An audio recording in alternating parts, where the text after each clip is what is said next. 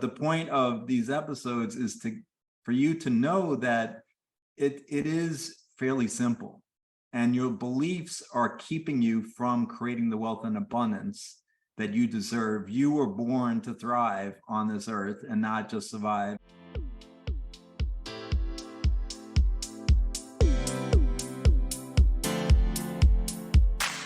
Are you looking for true personal freedom? The freedom to design a life you truly desire? Then you're absolutely in the right place. True personal freedom comes from when you take 100% responsibility and control of your money and your mind. Here you're going to learn ideas, tips, and wisdom that's going to help you bridge the gap from where you are now to your dream life in the future. My name is Randy Wilson, and welcome to the Rich Mind Podcast.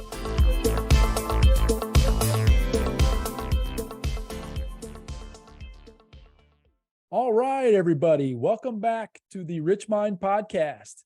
And today, coming back to you with another fantastic episode with my friend Joel Salomon. We're going to dive even deeper into the subject of stocks, how to find companies and the values of those companies, and how to determine whether a stock price is cheap versus expensive. The different terms that we've gone into. And I'm not going to sit here because I'm not an expert at what we're talking about here. Joel's the guy, right? Joel's the man, if you've been able to listen to the last couple of episodes up to this point. So I don't want to take any more away from him. So let's just bring Joel back onto the show. Joel, welcome back, man. Thanks so much for having me again, Randy. It's an extreme pleasure and honor to be here. So thank you so much. Absolutely. This has been a lot of fun. We're getting some feedback from some folks, right? To share something before you jumped on today. This is going to be a lot of fun. And that's with the vision that I had, is to break this down in as simple as a possible way from somebody that's done it, right? You're very experienced. You've done this multiple times, and you've got a process and a system that anybody can do. You said in the last episode that someone with a fourth grade level math, right? Basic math, addition, subtraction, multiplication, division, can do exactly what we're talking about, which is why I know this is super exciting for the listeners. So yeah, I can't wait to dive in today. Yeah, I think that's really important because I literally just got off a call with a woman who is a potential client, and one of her comments was, I was never good in math, and another comment was, I'm not sure I have the time to do this. And I actually did a reel today talking about the importance of just those limiting beliefs, because I call them limiting beliefs. If you're starting from a perspective of, and the other comment she made is about stocks. Like she said, what you're doing is really important, because most people are like, oh, stocks. Yeah, there's no way I can get my hands around this. No, I can understand this. But the point of these episodes is for you to know that it is fairly simple, and your beliefs are keeping you from creating the wealth and abundance that you deserve. You were born to thrive on this earth and not just survive. And so it's all here for you. And if you can work with me, work with others on those limiting beliefs, because it doesn't take much time. It doesn't take a ton of effort. And you have it in you. Like we said, fourth grade math education, add, subtract, multiply, divide, you can do this. So I just want to do a quick review on a couple of items that are really important. The book value, which is a really important measure for a company. It's the accounting measure of what the company's worth. And it's just the shareholders' equity divided by the outstanding shares. That's all the book value is. And we'll be comparing various amounts to that book value. So I just wanted to remind people what that is. And the other is earnings, or earnings per share, EPS. Also just E in the denominator of the PE ratio. E, or EPS, is the earnings of the company, and that's EPS is the net income divided by the average outstanding shares for that quarter. So we defined quarter last time as 1/4 of a year. So companies are reporting every 3 months how much money they made, what their book value is, what their shareholders' equity is, and the other measures, assets and liabilities, revenues and expenses that we talked about last time. So the E, or EPS, is calculated each quarter. of the year. So those are really important. So then let's get just a reminder on a couple of more valuation ratios we talked about last time. One is price to book value. So that's the price of the stock divided by what I just reminded people is the book value. And for example, we talked about Apple last time. And what was really interesting is Apple's book value was very low, it was about $4. So, but the price of Apple, at least when we were looking at it here, was around 100. So the price to book value is like 26, 27 times, right? And that is just suggesting that there's a lot more value in Apple than just the accounting measure of assets minus liabilities. So investors are saying, well, you know, there's value attached to just the name, right? And there's value attached to the fact that a lot of their earnings are recurring. And so we're going to give them value for that, the present value of these future earnings that are like I'm paying Apple cloud storage. I'm paying Apple for my phone every month, right? So there's different amounts that they're getting every month that's included in that price compared to the book value. And so PE, we also started to get into last time, the price divided by earnings, E or EPS. And we talked about how there's many ways to calculate the PE. And one way is to look at the earnings divided by the earnings over 4 quarters, or the earnings over 1 quarter multiplied by 4, or you could look at forward earnings. And so there's all these different ways.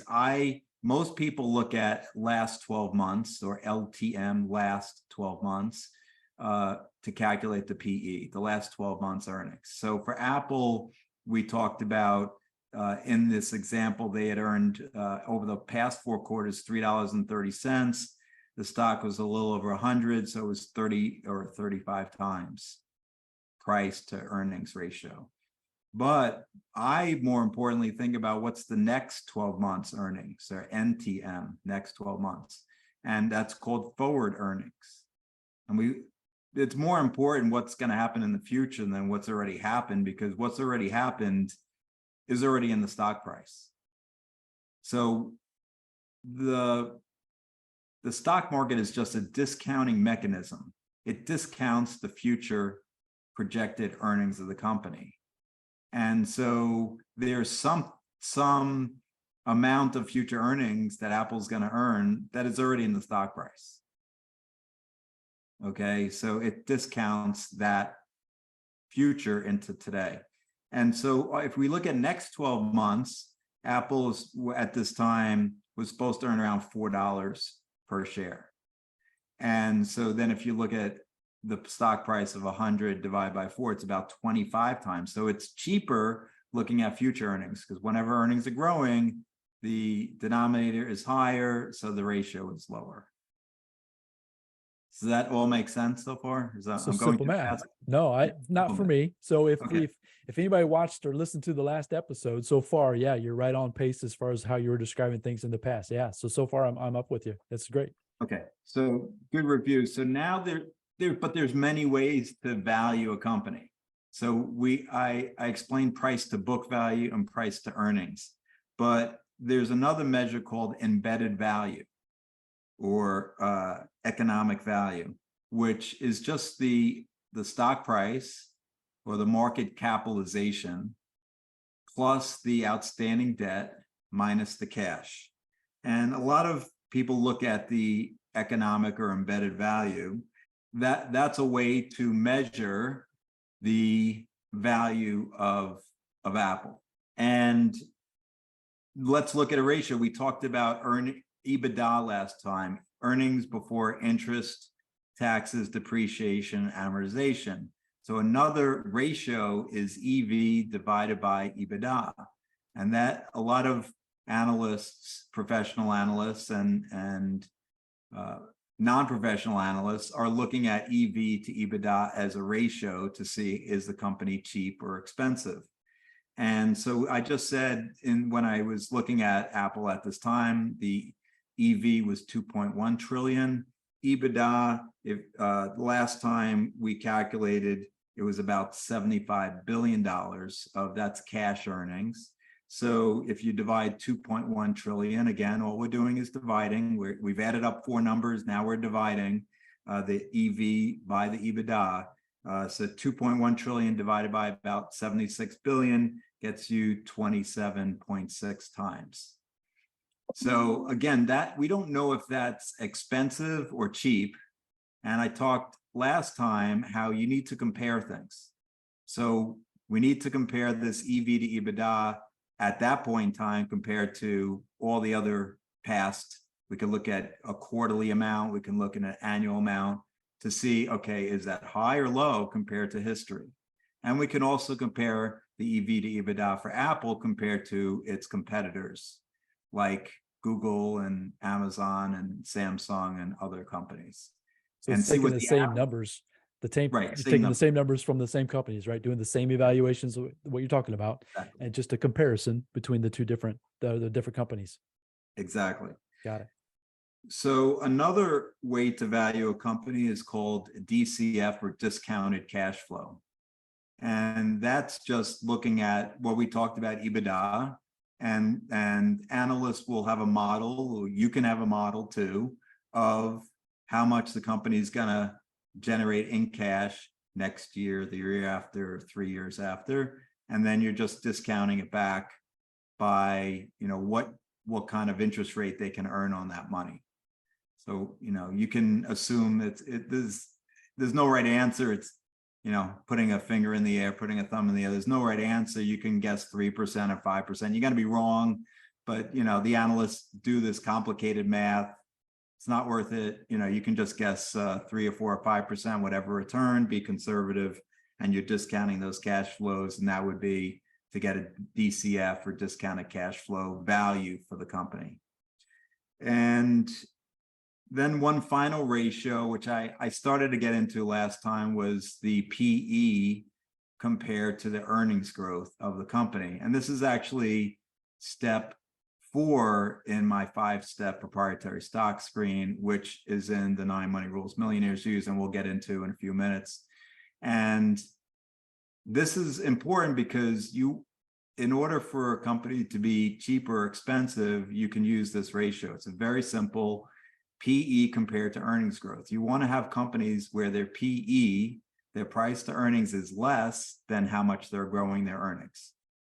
Very simple, right? So if a company is growing at 20% and their PE is 15, that seems good, because the PE is going to go down every year because the earnings are growing 20%. If the earnings are growing 10%, then the PE is 15, that's expensive because it's 1.5 times the earnings growth. So that's another. So for Apple at this time, when we did this ratio, the PE we said was 30 plus, looking at either current year, future earnings, or current earnings, the past earnings, at least 30. But the EPS, the earnings per share growth, was only 18.8 for the next year. So on that basis, a couple of years ago, Apple looked expensive. Now, I've been looking at Apple because we talked about last time, just currently the last quarter. I think they may have just reported in the last few days, but if we look at first quarter of 2023, they didn't grow their earnings at all. Zero. They earned $1.52 in the prior year first quarter, and they earned $1.52 exactly in the current year. So zero growth. So that even if it was like, okay, rounding error, say it's 1%, the PE is very high compared to a 1% earnings growth, right? So it's for me, so we'll get into the 5-step proprietary stock screen, but that's just one. It's called the PEG ratio. The PE compared to earnings per share growth is also known as the PEG ratio. So PE, G for growth ratio.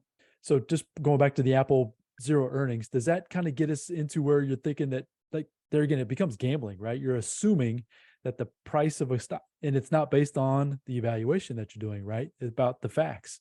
Is that where a lot of folks in your experience get it wrong? They're going with the emotion of Apple, the brand, or the story that's being told out there in the marketplace versus really digging down in the weeds and looking at the numbers, just like what you presented to us. Yeah. Is that where you see a lot of folks make those mistakes? Yeah, great question, Randy. So I was just on a call with a client yesterday, and she was showing me her portfolio, new client, just getting into, helping people with stocks, and I'm helping her. And she's showing me her portfolio, and she said, look, this one I made money on, this one I didn't. So I'm going to get rid of the ones I've lost money on, and I'm going to keep the one that I made money on. And I'm like, why? Well, I made money on that one. But what does that have to do with the future? That's the past. And just because you made money or lost money, maybe the ones that you lost money on are the best ones. So let's have a method, have a process like my 5-step stock screen, or at least calculate the PEs and the price to book value and look at it compared to history, and look at it compared to its peers, and have some method, not to say, oh, I made money, so it's good. I lost money, it's bad. Usually that's the emotional. That's the emotion. Well, I made money. I'm feeling good about this one, so I'm going to continue to hold it. Has nothing to do with what's going to happen in the future. Just because you made money on a stock in the past doesn't mean you'll make money in the future. And just because you lost money in a stock doesn't mean you're going to lose money in the future. It's emotional. That's where you said that in the last episode. And I just wanted to bring that back ahead again today, right? Because when you take the emotion out of it, the numbers will tell you a story. And big brands, big businesses, that if you can just eliminate those emotions, just stick down to the basics, this 5-step proprietary step plan that you've got, which is what we're going through, just stick with the basics and do the basic math. And who knows what that could lead to, right? But it's just an amazing thing. So yeah, that's fantastic. Yeah, she actually owned Apple, and I personally, for my own personal portfolio, I'm looking for stocks that are going to return 100% in the next 18 to 36 months, 1.5 to 3 years. And I said to her, like, we're not giving any stock recommendations here, just to be clear.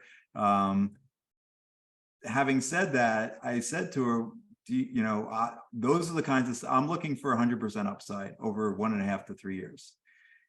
Do you think Apple's going to double so that their market cap is going to go, market capitalization, the value of the company is going to go from 3 trillion to 6 trillion over the next 1.5 to 3 years? If you do, then hold it. If you don't, then let's look at some other opportunities that pass my screen and have 100% upside or more, because that's what you need to do every day, all day, is you have opportunities. Lucrative opportunities lucrative opportunities always come my way is a great affirmation. Okay. Lucrative opportunities always come my way. And so I'm looking for lucrative opportunities every day, which means 100% upside, 100% return. And look, I may not find them every day, but that's what I'm looking for. And so if you own something, it's the opportunity of putting the money that you have in that stock into something else that could generate 100%. And so you need to think that way. Is what I own right now a buy, a hold, or a sell today compared to the other opportunities out there? And if you say, okay, this one has at least 100% upside over the next 1.5 to 3 years, then great. But if it doesn't, then you're missing out on a lucrative opportunity. Love it. Love it. Thank you for going a little bit deeper on that. I just wanted to kind of put a pin in that one. That was good. Thank you. Yeah. So we've already talked about comparing the ratio to the same, comparing the PE over time. So we're talking about Apple, and Apple's PE at the time we were looking at it was around 30, right? And maybe a little bit lower if you look, it was a little bit higher looking at last 12 months, a little bit lower looking at future 12 months, but it was around 30.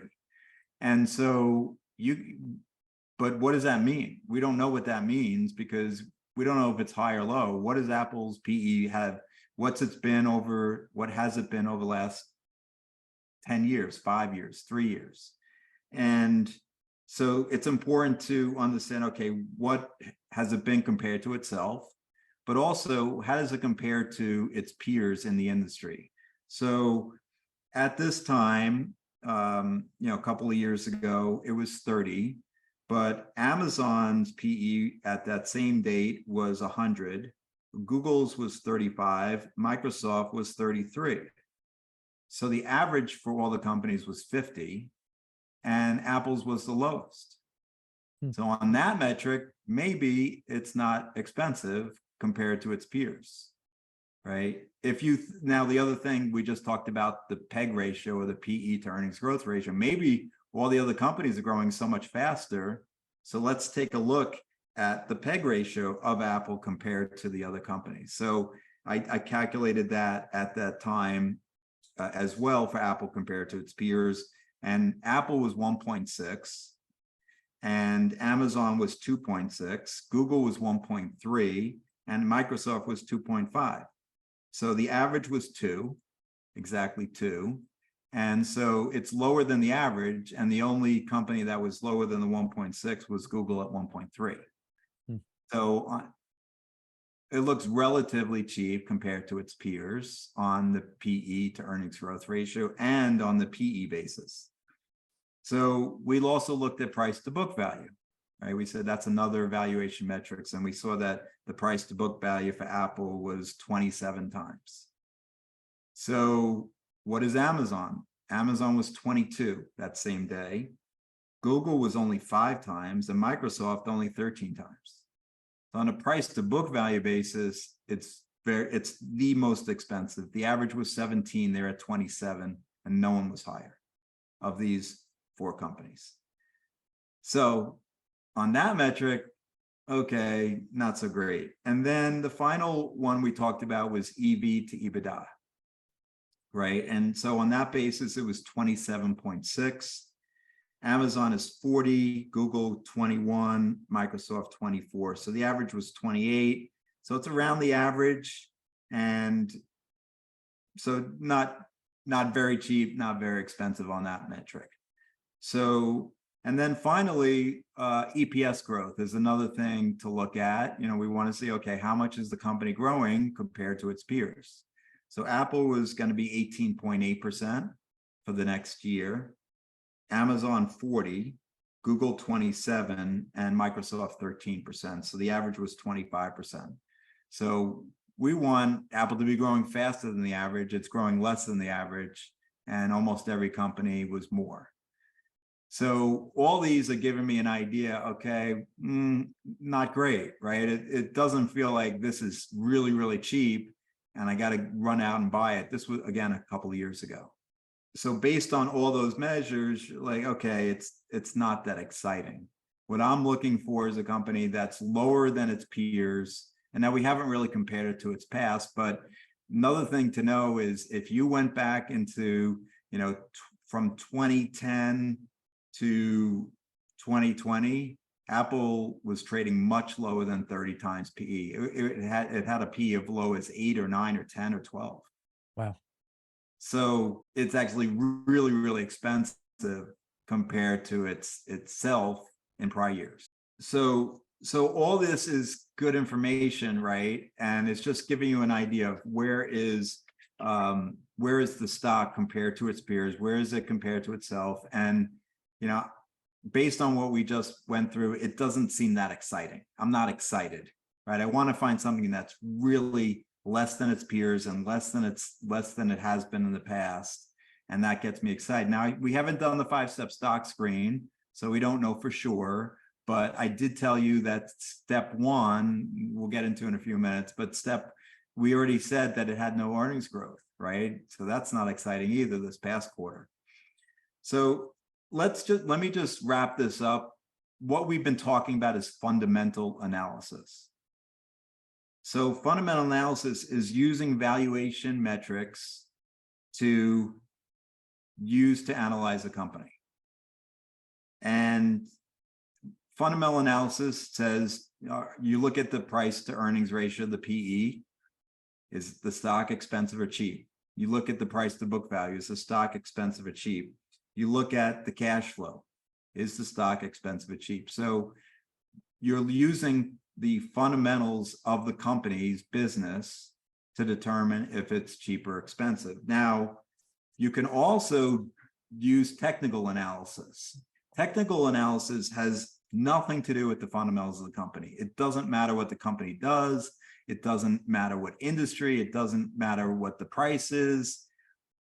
What does matter, well, it does matter what the price is, but not compared to the fundamentals. So technical analysis is just using the price and its past movements to determine if it's cheap or expensive. It doesn't look at the future. We're not looking at future earnings or future book value or any future metrics. We're just looking at the past. And it mainly focuses on the stock price charts. So you get it. So I don't know, let's see if I can get out a whiteboard here just quickly. So see if you guys can see this. So that's the price, right? And that's the stock price. And it's going up and down. And we're just looking at that. That's over time, right? That could be a year, 3 years, 5 years. So what has the stock price averaged over 30 days, 100 days, 150 days? And so if you do that, you'll get a line like this. The average of all those different price points per day.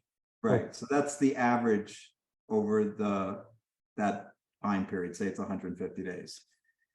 And you can do that for multiple 30-day periods, multiple 90-day periods, multiple 150-day periods. And some analysts just look at that and say, okay, is the stock above or below its 150-day moving average, the line here, right? That straight line. So the stock's below, so that's good.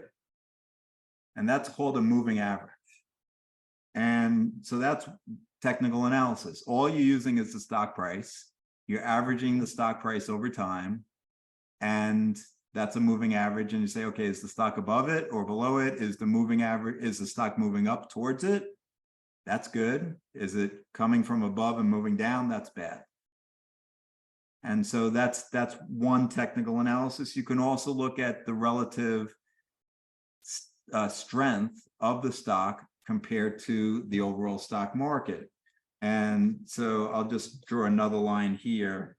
So if you have these two lines, right, the darker line, you see that could be the overall stock market. So it looks like they're correlated, right?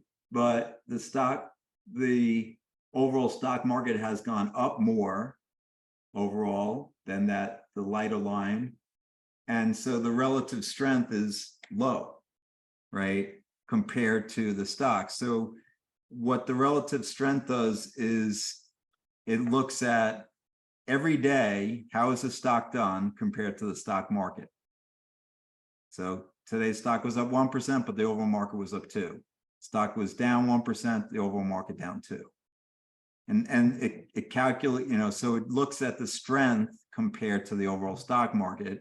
And you can do that for 7 days, 10 days, 30 days, and say, okay, well, the stock was down 2%, the market was up 1%, that's not good. Stock was up 1%, the market was up 2%, that's not good. We want it to do better than the overall stock market.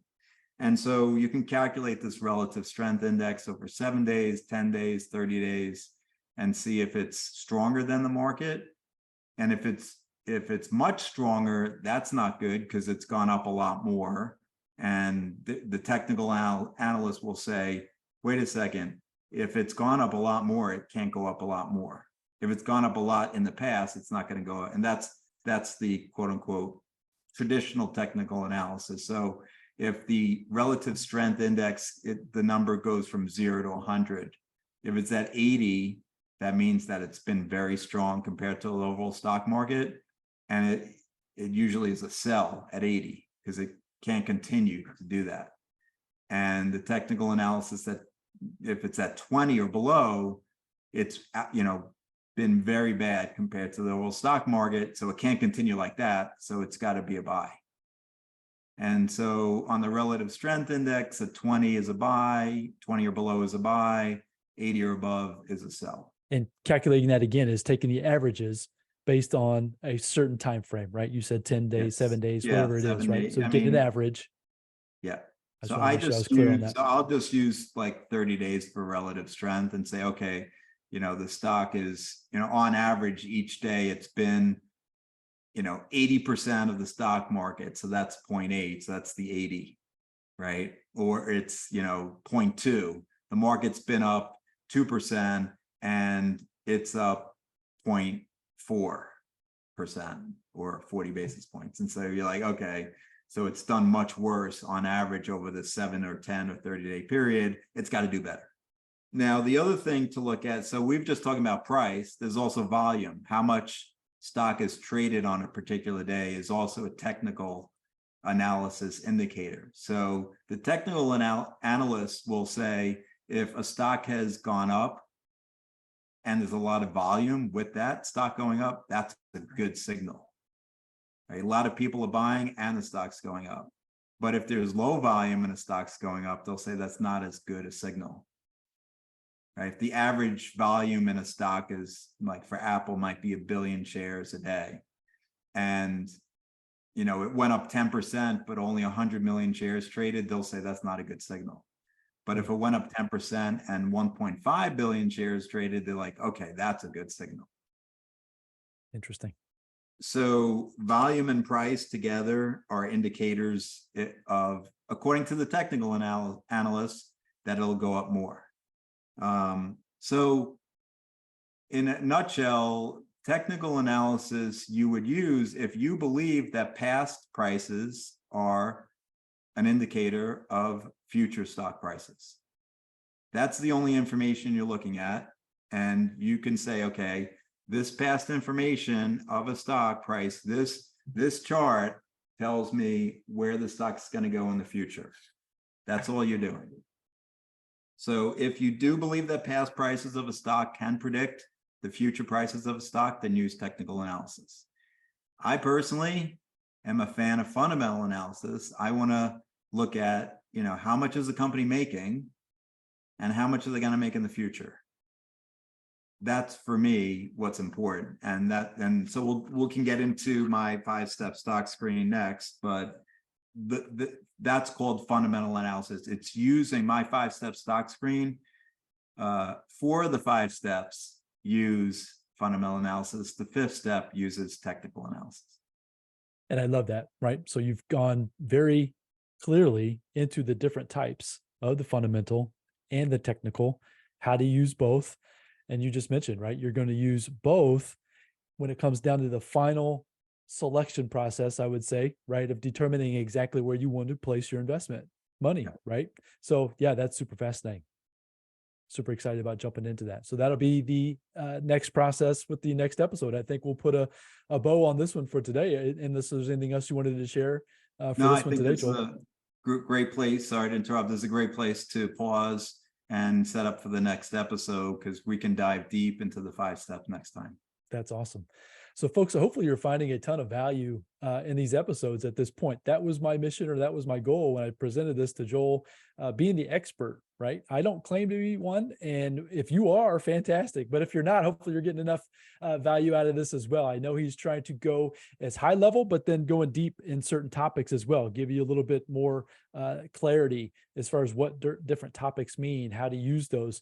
We are completely using hypothetical. I know he's using points from the past, right? So we keep using businesses, Apple, we were talking about Google and Amazon. At this point, folks, just remember, this is just for educational purposes. We're not necessarily claiming to do anything with this information other than go out there, find the numbers for yourself, and then start doing the math and start learning the ratios and all the different terminologies that go along with what you've heard so far in these episodes. So I look forward to jumping into Joel's 5-step process for selecting stocks we'll get into that on the next week's episode. So until then, go out there, take some time and go look for these companies for their earnings and for all their income statements and balance sheets, and just start running the numbers based on what you've learned so far. Rewind some of these episodes and go back and forth. That's kind of the idea, is that this information will be readily available to you to use as much as you possibly can use, right? That's the kind of the whole idea. So Joel, yeah, so appreciate you coming on the show again today.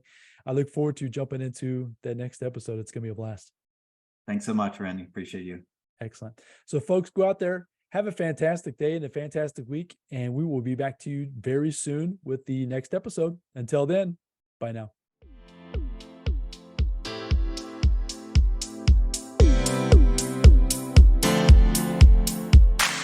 Thank you for joining me on the Rich Mind Podcast. I hope you found a ton of value in this episode. If so, I'd really appreciate a 5-star review, and you can also share it with your family and friends. And as my mentor Jim Rohn shared with me, in order to have more, you must first become more. And in order to become more, you must work harder on yourself than you do on your job. So go out there today and work harder on yourself to become more and build the life of your dreams. Until next time, my friends.